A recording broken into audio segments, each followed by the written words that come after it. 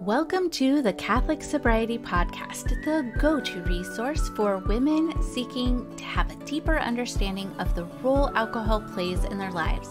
Women who are looking to drink less or not at all for any reason. I am your host, Christy Walker. I'm a wife, mom, and a joy-filled Catholic, and I am the Catholic Sobriety Coach, and I am so glad you're here. Are there any holistic changes that you can make to ensure that your efforts to drink less or not at all are successful? Nutritionally speaking, is there anything that you can do not only to combat cravings for alcohol, but for sugar and carbs as well? Well, I've got great news for you.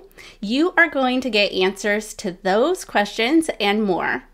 Today, I have the incredible Rita Johnson joining us. She's a devoted wife and mother of 5 who is on a mission to empower women to reclaim their health naturally. With her expertise in the Creighton model and nutritional therapy, Rita's dedication to holistic wellness shines through as she guides women towards understanding the importance of personalized health approaches beyond conventional methods. Get ready to embark on a journey towards discovering God's plan for your health alongside Rita's inspiring insights and resources. Welcome, Rita. Thank you so much for being here. Thank you, Christy. I'm so excited to join you today. So how did you become interested in holistic health and wellness, and what prompted you to use your knowledge to help other women experience naturally healing their bodies? Yeah, like a lot of women that I find or I come across in the functional medicine, natural medicine space, it really was my own personal health journey. So after I had started, let me back up a little bit. I had started teaching Creighton model fertility care almost 10 years ago now, and I really enjoyed that, allowing a way to participate in helping women that are struggling to conceive and giving them resources within the teachings of the Catholic Church that could help them to dive deeper into why and what else was going on. And so that really lit a passion in me for diving deeper into things. And then throughout the course of the years of teaching Creighton, I saw all these ways that when women would make different lifestyle changes, dietary changes, they would see a difference in their charting. Sometimes it became easier to read, and sometimes it was the fertility window became more apparent. And then after we had our 4th kiddo, we were struggling with secondary infertility. So we had almost 5 years in between number 4 and number 5. And in the middle of that, I'll never forget, I was frustrated month after month that we weren't getting pregnant. And I had never experienced anything like that before because our first 4 are about 7 years apart. And so I felt frustrated. And then one morning I woke up and I thought, gosh, when was the last day I felt good? I really felt good. And I realized that I couldn't remember. I didn't know the last day that I had felt good. And why was I frustrated that we weren't conceiving when I didn't even feel the most days? And so that launched me on my own personal health journey. And it was really difficult for me to find somebody in the functional medicine space that was really helping me dive deep into what was going on with my health that was also in uniformity with my Catholic faith, that wasn't doing things that violated my faith or made me feel like, okay, if you believe that about this, what else do we disagree on? Am I entrusting to your care that I maybe shouldn't?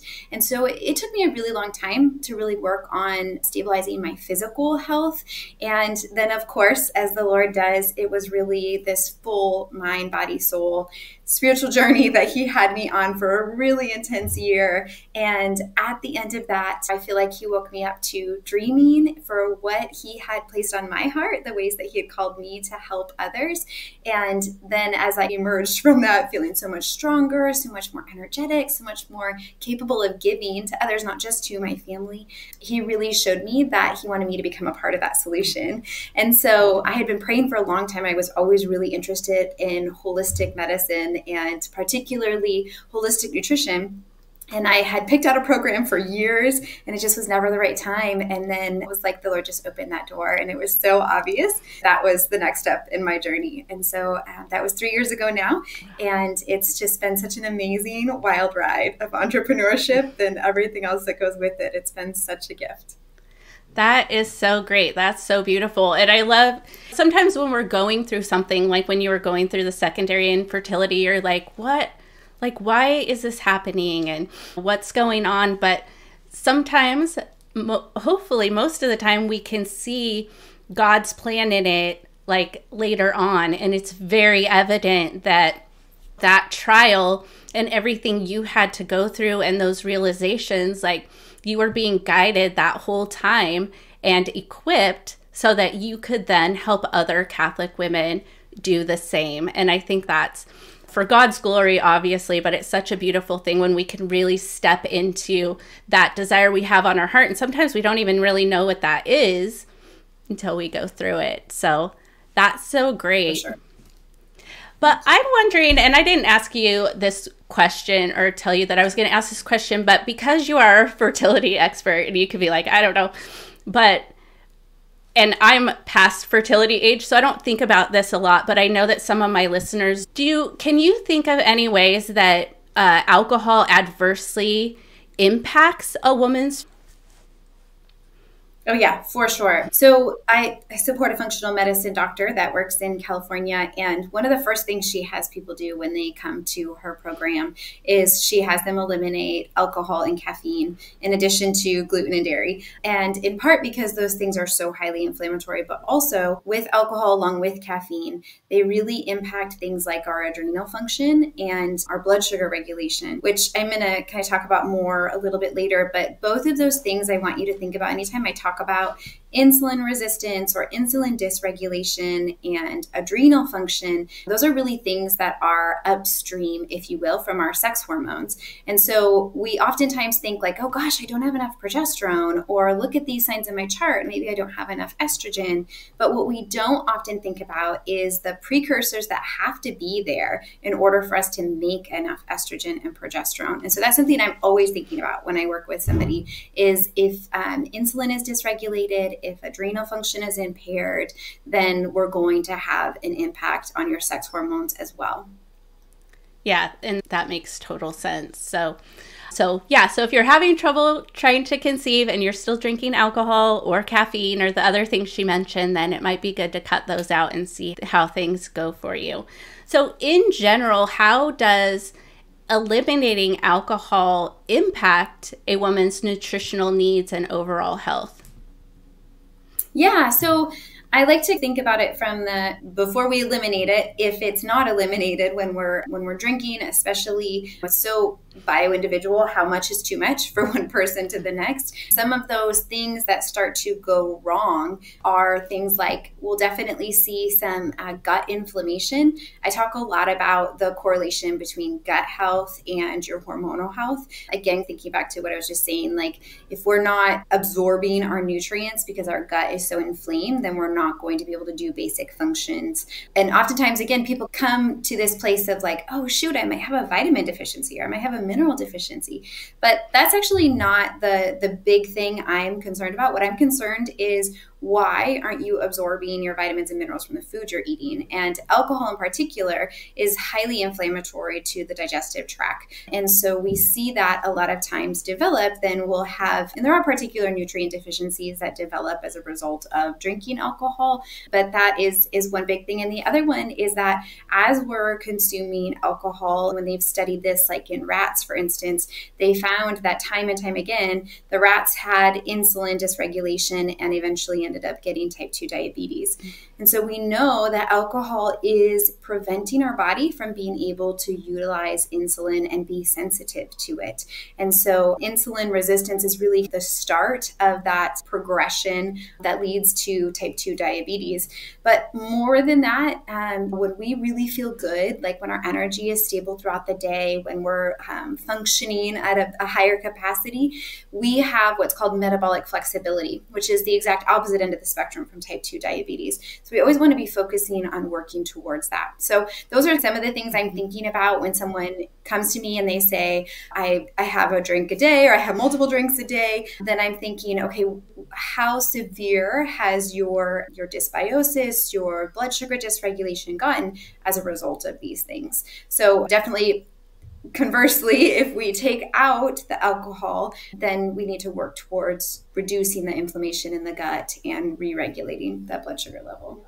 I don't think that we really think about it that much. I heard somebody say, and I'm probably completely off, that we think a lot of times when a lot of my clients, when they're drinking, it's usually in the evening. It's usually like after the kids go to bed, and then our bodies have to process all of that. And then like what you're talking about with our insulin levels and the inflammation and everything, our bodies then have to like digest that during sleeping. And I heard a lady say that having a couple of glasses of wine like doesn't seem like that big of a deal, but it's almost like eating 3 candy bars like right before you go to bed. And I was like, oh my gosh, like I've never thought of that. And I don't think other people think of it that way either. Yeah, particularly depending on what you choose to drink, for sure. If it's a lower sugar wine, it's going to have a little less of an impact of the blood sugar regulation. But that's not what a lot of people are choosing. Even things like beer has a high amount of sugar in it. And so, yeah, we oftentimes do like overlook that piece. Yeah, so because we're mentioning like sugar, I know a lot of my clients, when they reduce or eliminate alcohol from their lives or from their diet, they then start craving sugar and carbs like ferociously. And they're almost like, well, it's better that I'm eating all of this sugar versus drinking, and that might be fine for the beginning, but you can't go on that route forever. So can you explain why they might be turning to those sugar and carbs and how it affects their bodies? Yeah, so there's a few things I'm thinking of. So definitely sugar, when we're just in general, when somebody tells me that they have a lot of sugar cravings, our body, a lot of times, if it needs more dietary fat, whether it needs us to consume more or it needs us to be able to break it down so we can absorb it. So if there's dysfunction in the digestive tract, when we have sugar cravings, it's our body's need for fat. And it can actually metabolize sugar and give us cholesterol. It just does a really poor conversion of it. And unfortunately, we have a lot of other byproducts that result as well. And so we have a lot more storage adding on. And then in addition to that, the insulin spikes from consuming sugar. So it's much better to first try some good quality fats is the first thing I would suggest. Now, if that sugar and carb craving is from dysregulated adrenals, which is really when we're talking about especially drinking in the evening, our cortisol levels throughout the day, which we know alcohol interferes with, when our adrenals are really compromised, then that will oftentimes result or have sugar and carb cravings. Our body's just trying to make up for a deficit. But another thing I'm thinking of too is a possible candida overgrowth. So when we're thinking about our microbiome, candida is one of those things that is always present. But if we have too much of it, then it can lead to an overgrowth. And candida is a type of yeast. And so that yeast is going to crave things like sugar and simple carbohydrates that it can then turn into sugar. So the first thing I would say is try some additional dietary fat and good quality sources of fat, not seed oils or things that are going to be highly inflammatory. Go for things like grass-fed butter, coconut oil, olive oil, some good quality sources. If that's not enough, if you still notice that it's not helping to curb any of those sugar cravings, then we need to look at some of these other things. Like, do you need support digestively to break down that fat? And or is there something going on in your gut microbiome that's causing you to crave these things? Mm-hmm.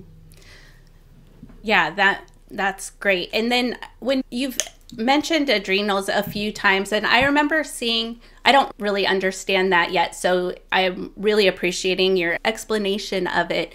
But I did see a woman one time that said if you're having trouble with that, to have like, I think she said like orange juice and coconut water. Is there something that women could drink maybe in the evenings in lieu of alcohol to help with their adrenals? Yeah. So I'm not always a huge fan of adrenal cocktails, which is what she's referring to. Blood sugar, even something like orange juice can cause a really intense spike in the body. So that being said, adrenals do need things like electrolytes to be sure that they're functioning properly. In terms of supporting adrenals, I think a lot more about lifestyle things, and I can talk about that more in a minute. But going to your question, like what could you possibly do that would be supportive? I would do some more like coconut water is a great source of electrolytes. I'm a big fan of, there's a lot of really clean electrolyte supplements. There's this one called Element, LMNT, just it doesn't have the vowels. There's a Real Salt puts one out called Relight. Things like that, they tend to, if you have more of the salty cravings, especially if, and this is sometimes the case too, even if you're craving simple carbohydrates, sometimes I'll notice that I want like potato chips and my body really needs protein. It's a learning process to be able to hear like, okay, I have this craving for this thing, and then pause and reflect and think, oh gosh, I didn't eat very many grams of protein this morning, or I didn't do very much of that today. No wonder I'm craving something like potato chips, which has more of that umami flavor. And so that's a good time to go for, like, I'm a big fan of like unflavored mineral waters, but you could take some electrolyte mix and mix it in with some mineral water or some just regular carbonated water, even if you wanted some citrus in there too. It feels maybe a little bit like a treat kind of thing at the end of the day, but then it also doesn't have that sugar content that's spiking your blood sugar as well. Right. Yeah, I'm glad that I asked that, because I know I've seen it circulating like on those, like you said, adrenal cocktails on Pinterest, and then like I said, that other lady that I watched, and I just wasn't sure. But instead of like self-diagnosing ourselves and saying, oh, I'm tired, so maybe there's something, maybe my adrenals are dysregulated, or maybe I do have candida but you don't know for sure, or you're not processing protein. I know that this is work that you do with your clients, but how would a woman go about finding out even that something was off with these things? Is there testing or things to look for? So definitely. There definitely are tests available. Functional lab tests are super helpful. Doing things like a GI stool map, and that's probably my favorite one. There are different plethora of types of stool testing, and to varying degrees of efficacy, or different types of situations where somebody might recommend this one over that one. But also, if you're talking to somebody who really gets gut stuff, you may also be able to find the support you need without needing the testing. But there's so many times when I'm meeting with someone and I'm like, we could do the test and that might help us to get a better picture at X, Y, and Z. But symptomatically, there's a lot that we can hear what's going on and the ways that our body needs to be supported. And so that's where I would say, if you're working with somebody that's really knowledgeable about their stuff, that should be a huge guiding light for you to be able to know the ways that your body is dysregulated. Now, when I talk about some of these things like GI inflammation, and one of the things I think about particularly related to alcohol consumption is a condition that we have developed called hypochlorhydria, where basically our body, because it's not breaking down foods into its different micronutrients, then we stop making enough stomach acid. And stomach acid is critically important in our digestive process, right? It's towards the top of our digestive process, so everything else depends on it. And if we're not making enough stomach acid, we're not going to break our foods down, and we're going to have a whole kinds of issues, things like gas, bloating, indigestion. We can even have a really common symptom is not feeling hungry in the morning. That's a common sign of hypochlorhydria. And it's also something that's common, and it happens as we age, right? As we enter into like perimenopause and beyond, it's more likely that our body, as it remodels hormonally with all the changes we go through into menopause, that digestion is dysregulated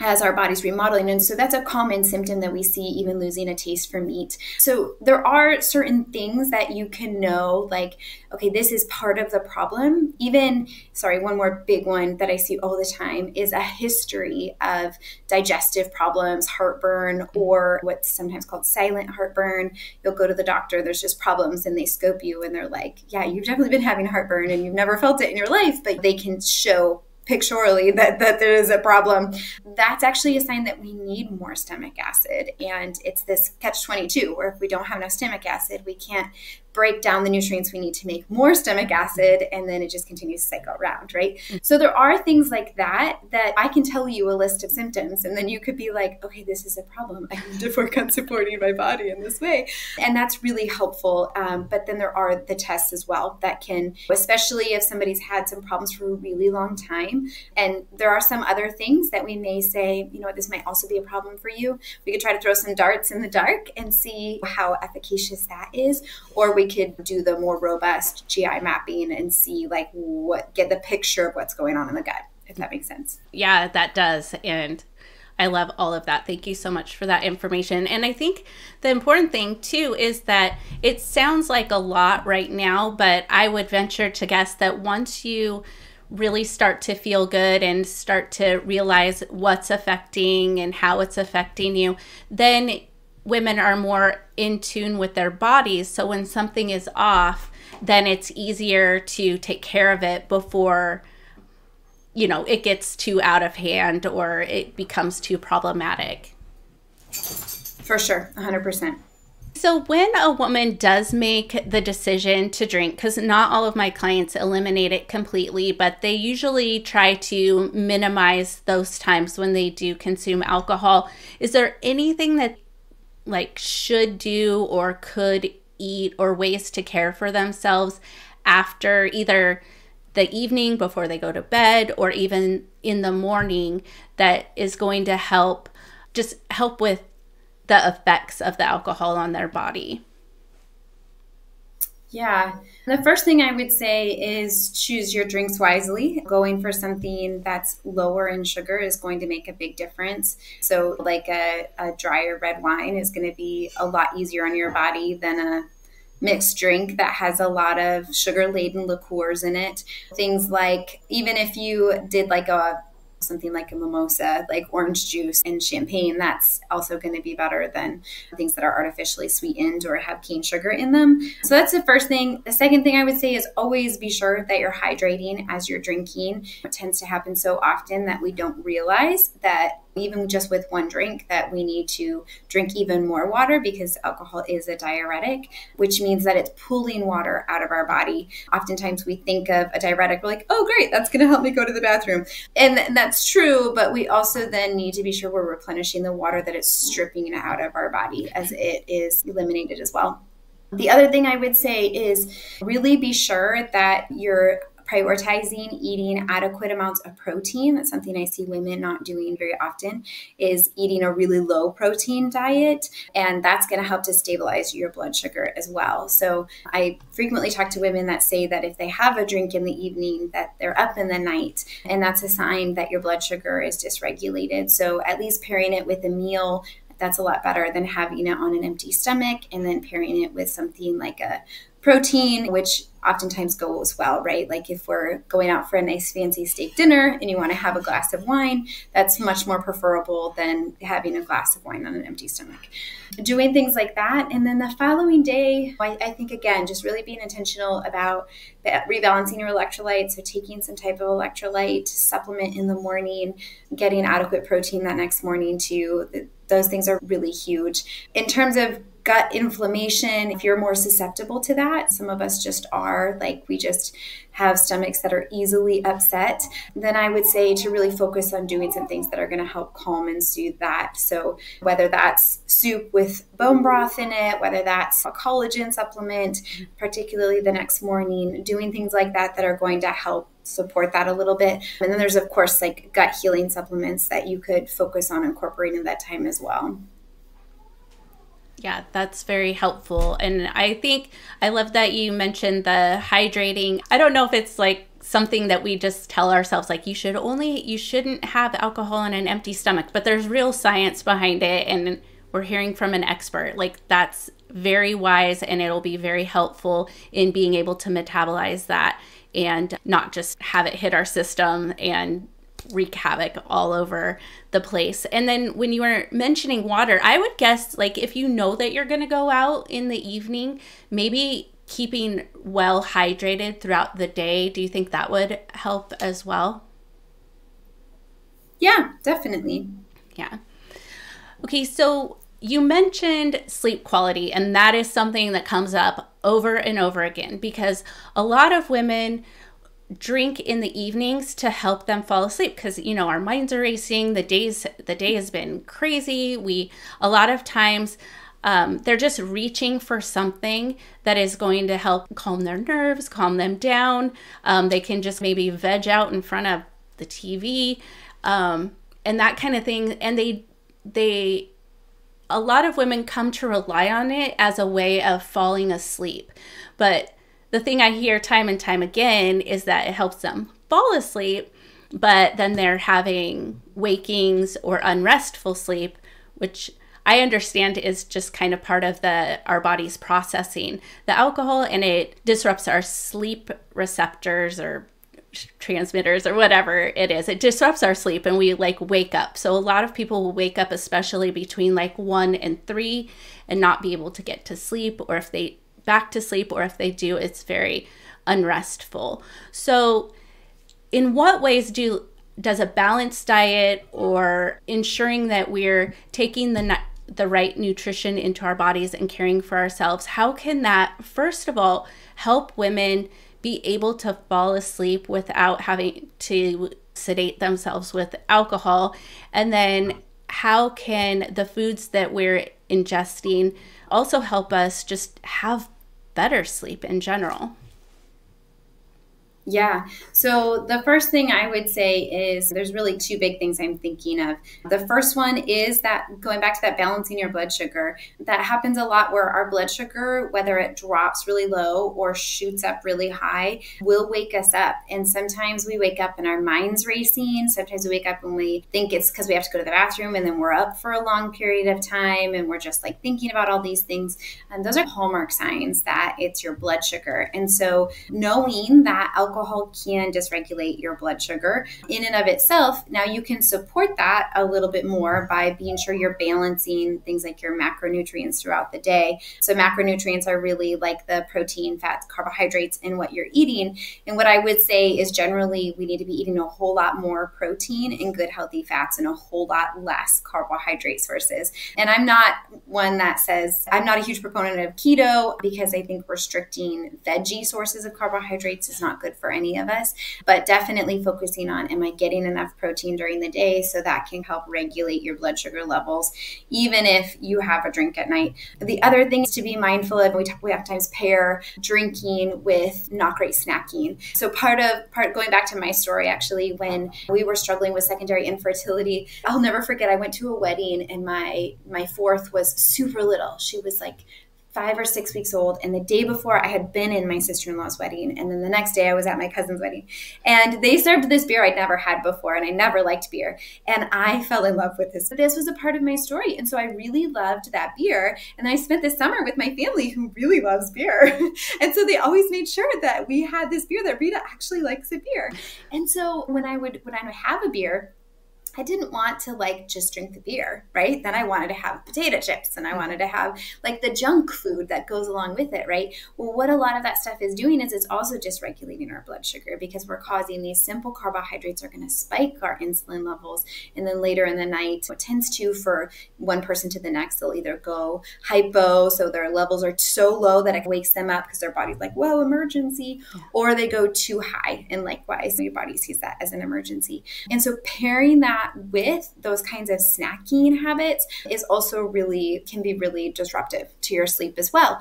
Going back to when I was talking about the adrenals before, adrenals are really what dictate your melatonin and your cortisol. So for the novices amongst us, in the morning, our cortisol should be high, and that's really what allows for us to feel alert and awake in the morning. Throughout the day, cortisol levels curve down as melatonin increases. And then as we're going to bed in the evening is when our melatonin should be the highest and our cortisol should be the lowest. And then overnight, they recycle.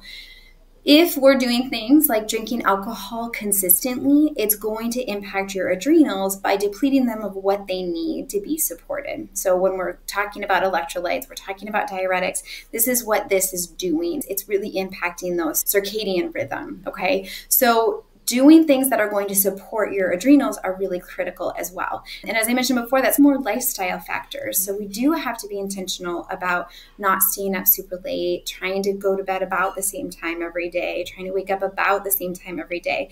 And we don't have to be perfect there. But, when we're varying widely, that's going to make a difference. This is, think of it as downstream or down a waterfall. I like to picture it as a waterfall because if our blood sugar is going to be at the height of this, insulin is known as the queen hormone. Melatonin, cortisol, these are hormones too. But if our blood sugar is dysregulated, it's going to impact everything lower downstream.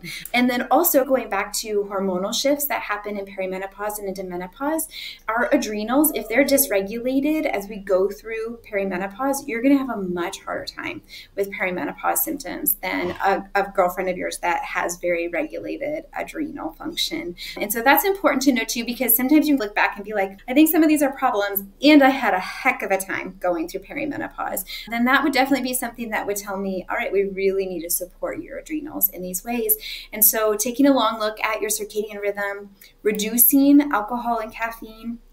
Again, we don't have to be perfect here. We don't have to say like, I never drink coffee, but just trying to drink coffee in the morning and maybe trying to reduce that to 1 or 2 cups if you tend to be somebody that's more of a 4 or 5 cupper. Same thing with alcohol, reduce the sugar content. Sugar is going to stress out your adrenals. And then also in terms of lifestyle stuff, look at how are you handling your stress. It is something that we get this habit of unwinding with alcohol, but how else could we do that better? Right? We could obviously spend some time with the Lord in meditative prayer, going over our day, doing more of a examination of conscience, spending some time reading quietly, whether that's for pleasure or from scripture, just incorporating some of these other things that really allow for our body and our mind to be at peace. And that's the other thing I would say there too, is I'm sure you talk a lot about this in other places too, but like just how can we really be intentional about cultivating what we're trying to run from and take that back. Yeah, absolutely. And it's about creating new habits and finding new ways of doing things, because it is comfortable to keep turning back to the thing, even if it doesn't make us feel good. Sometimes we don't even realize that's the thing that's not making us feel good, but it's like putting on a pair of just like worn sweatpants that you just feel super comfortable in, but now they have holes and they're not really serving you anymore, and you should probably have something else. Those habits just become almost a comfort. So once we start feeling better and we can rewire our brains to not instantaneously turn for that comfort, but turn to something else, and then that becomes our coping mechanism, or that becomes, but it's healthier, or it becomes a way of like, oh, you know what, I'm starting to feel this is what I've decided I'm going to do. I'm going to go for a walk, or I'm going to chat with my husband, or I'm going to whatever it is.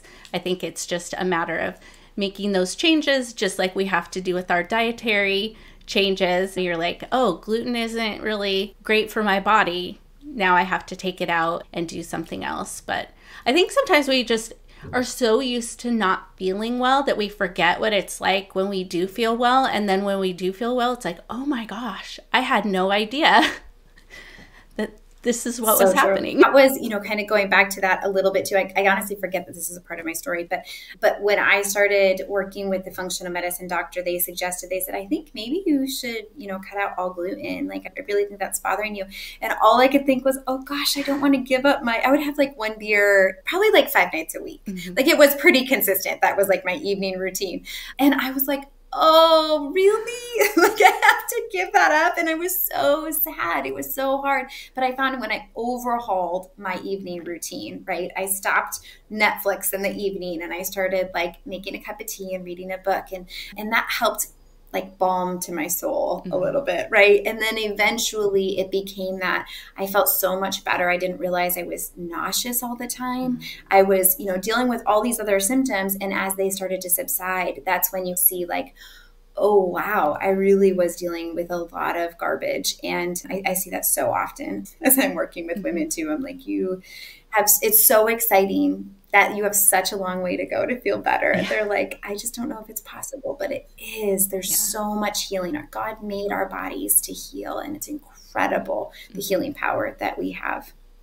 Yeah, absolutely. And when we feel that great, then it makes it all worth it, even though you have to get really comfortable with discomfort at first, but it's just temporary, because once you're over on the other side, then that just becomes your routine and you get really used to feeling so much better. And it's so good for us. So, and for those around us too, because maybe then we're not grumpy because our tummies hurt or whatever. But for sure, you've had this experience in your own life, Christy, but I think then too, people start to see, like, I think sometimes people look at, oh, you have a family and you're running a household and you have a business. Like, how do you do all that? But as you start to feel better, you start to see that's possible for me too. Yeah. And then you want to share it with other people. You're like, this is the best thing ever. Like, you have to try this. Amen.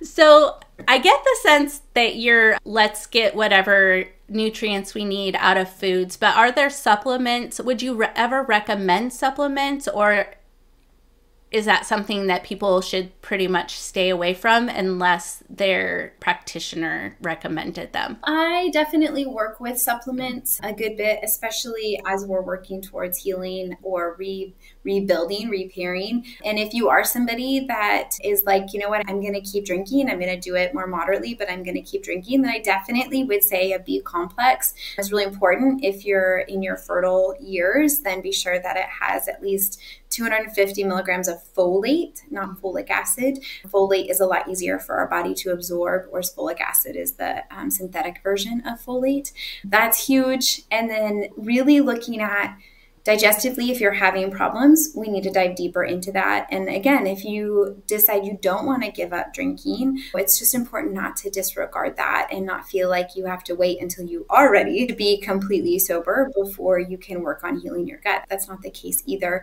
We can make big strides there, but definitely incorporating a nutrient-dense whole foods diet is always the first step. Getting lots of different colors in your veggies, getting good sources of protein. I believe that animal sources of protein are the best because God made them for nourishing our bodies. And so when animals are raised in the ways that the Lord designed them to be raised, then they can really nourish and support our bodies. So doing that first is always of critical importance. But then, yeah, if we're not digesting or absorbing, or we're doing things that are counteracting some of those nutrients, then we do need to be sure that we're supplementing back in.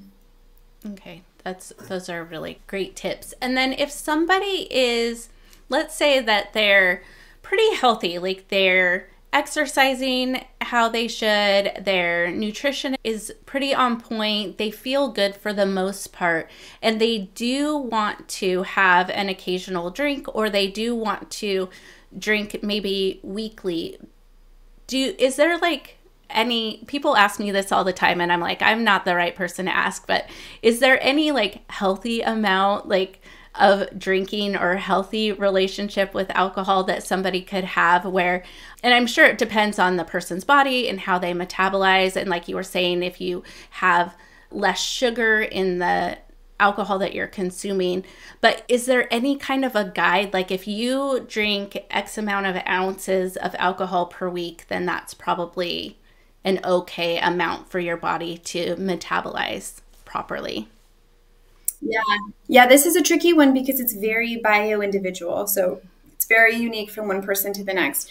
Personally, that's like you've a bit more described me, like in my relationship with alcohol. I can have a glass of wine and I'm not, sometimes I feel like a little tipsy, but very seldom, honestly. And so I know when I pair it with food and I'm diligent about these other things, that it's okay for my body to be able to handle that. Now, I talk to other women that have a glass of wine and they get really flushed, they get really hot, they respond really quickly. The next day they feel really hungover, even after just one glass of wine. These things are a sign that your body is not tolerating alcohol. And if you continue to drink in that state, that's going to continue to cause problems. A lot of times these initial symptoms, something we don't often think about is these initial symptoms are signs of disease early on. right? And so if we don't stop and listen to them, eventually we're going to go to the doctor and get some really bad news on some labs, or get some news that we feel like was completely blindsiding us. But it's just because we've ignored our body for all these years. So definitely like really paying attention to how your body feels. Some person, like for me personally, I could never have a beer. Like that is just beyond what my body can tolerate. And somebody else might feel that way with something that has a higher sugar content. They may even feel that way with wine. And so just really listening to your body. If you're waking up in the middle of the night, if it's really disrupting your sleep in these ways, then that too is a sign that something is off when you do things in that way, and we need to make some adjustments. It's really so unique from one person to the next is what I would say. Yeah, I think the key takeaway from that is what you said, like pay attention, like just pay attention to your body, pay attention to how you're responding to things and what still feels good. Like you were saying, some women get really flushed or they're not feeling well. So if you're having those types of symptoms, then it might be time to look at it, because maybe you're not giving your body time to even like recover from that. So you've talked quite a bit about gut microbiome, and I think you even touched maybe on how having a good gut microbiome can help us with cravings. But can you talk just a little bit about how our diet can, like, what are some things that we can eat or regularly consume to ensure that we do have a healthy gut? Yeah. So the first things that come to my mind are things that are not good for gut health. So I feel quite contrary today. Sorry. I keep answering your first question the opposite way. So definitely things that are highly inflammatory, that are going to cause lining in our digestive tract, the mucosal layer on the inside that helps us to absorb our nutrients, especially vitamins and minerals, is the most sensitive tissue in and around your whole body.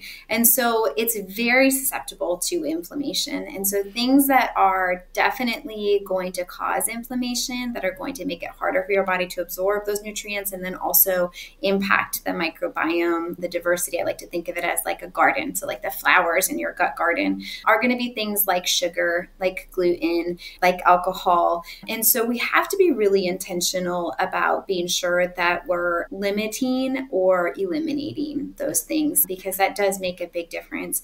That's so helpful. I have to tell you, like, probably the last year to like year and a half is when I finally, I guess I just started learning about gut health more. I never thought about it before. And I'd be like, oh, my stomach. I just lived with my stomach being achy or not feeling well or having low energy. And I had no idea until I started diving into it how much better I would feel once I started eliminating those things that were impacting me. And like the things that I can eat, like my mom can't eat, they'll affect her, and vice versa. She can eat like oats and all those things, and those types of things, unless they're cooked in a certain way, affect me not in the best way. And so it really is just like this learning process of trying things, and the gut is just so, I didn't realize that it just like impacts our entire being. And so I love what you're doing.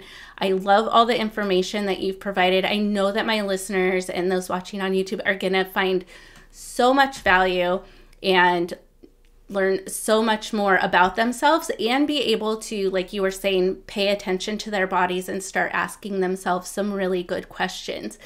So I'm sure that people are so excited listening to you, and now they're wondering, how do I find out more about Rita? So you have the floor. Tell them all the things and where they can find you. So you can find me over at healthandhormones.org is my website. I'm also on Instagram and Facebook, Divine Mercy Nutritional Care, also on YouTube under Divine Mercy Nutritional Care. And you can always email me too. My email is help@healthandhormones.org. Well, that does it for this episode of the Catholic Sobriety Podcast. I hope you enjoyed this episode, and I would invite you to share it with a friend who might also get value from it as well. And make sure you subscribe so you don't miss a thing. I am the Catholic Sobriety Coach, and if you would like to learn how to work with me or learn more about the coaching that I offer, visit my website, thecatholicsobrietycoach.com. Follow me on Instagram at the Catholic Sobriety Coach. I look forward to speaking to you next time. And remember, I am here for you. I am praying for you. You